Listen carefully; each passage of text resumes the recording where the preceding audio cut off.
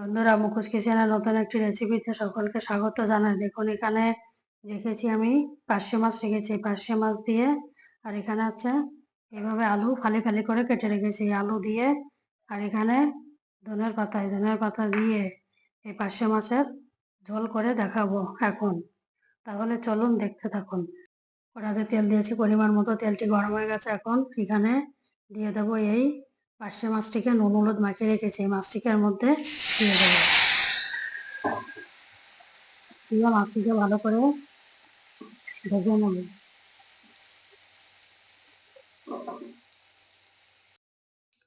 মাছটি ভাজি হয়ে গেছে, এখন মাছটিকে আমি তুলে নেব। এখন এই তেলটার মধ্যে দিয়ে দেবো এখানে কেটে রাখা আলুটা, একটা কাঁচা লঙ্কা ভেঙে দিয়ে দেবো। দিয়ে আলুটাকে ভালো করে একটুখানি লাল করে ভেজে নেব। ভেজে নিয়ে তারপরে এর মধ্যে জল দিয়ে দেবো, পরিমাণ মতো জল দিয়ে দেবো। আলুটি লাল করে ভাজি হয়ে গেছে, এখন এর মধ্যে দিয়ে দেবো পরিমাণ মতো জল।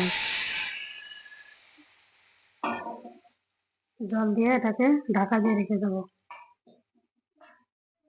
কিছুক্ষণ ঢাকা দিয়ে রেখে দেবো। ঝোলটি ফুটে উঠেছে, এখন এর মধ্যে দিয়ে দেবো পরিমাণ মতো হলুদ। হলুদ দিয়ে মাছগুলিকে এর মধ্যে দিয়ে দেবো।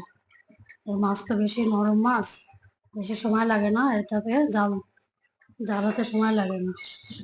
দিয়ে আবার একটুখানি 2-3 মিনিট ঢাকা দিয়ে এটাকে রেখে দেবো। ঢাকা দিয়ে রেখে দিয়ে তারপরে আবার এটাকে আমি ফোড়ন দিয়ে দেবো।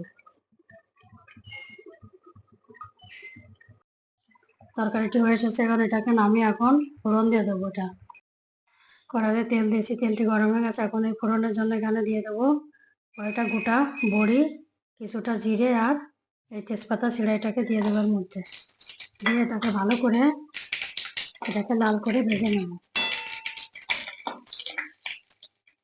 লাল করে ভেজে নিয়ে তারপরে মাছের ঝোলটা ওর মধ্যে ঢেলে দেবো।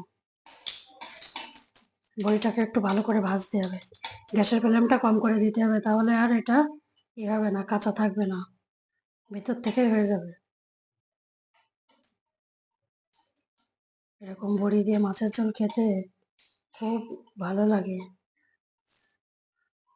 লাল করে ভাজি হয়ে গেছে, এখন মাছের ঝোলটি ওর মধ্যে আমি ঢেলে দেবো।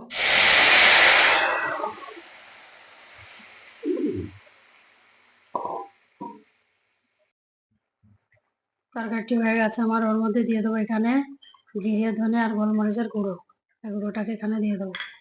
দিয়ে আর এর মধ্যে দিয়ে দেবো এই কিছুটা ধনে পাতা দিয়ে এটাকে দিয়ে আমি এটা নামিয়ে নেবো। এটা রেডি হয়ে গেছে। এটা এর সঙ্গে মিশিয়ে নিয়ে এটাকে নামিয়ে নেব।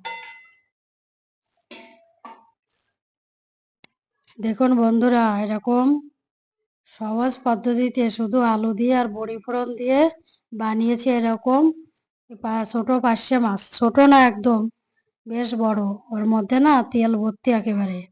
পার্শে মাছের ঝোল বানিয়েছি এরকম সিম্পলভাবে। এইভাবে চট জলদি বানিয়ে আপনারা খাবেন আর বলবেন যে কীরকম হয়েছে। আর এরকম রান্নার ভিডিও পেতে মুখোশ কিচেন চ্যানেলটিকে সাবস্ক্রাইব করবেন, লাইক করবেন, শেয়ার করবেন আর কমেন্ট করে জানাবেন কেমন লাগলো। আর সবাই ভালো থাকবেন।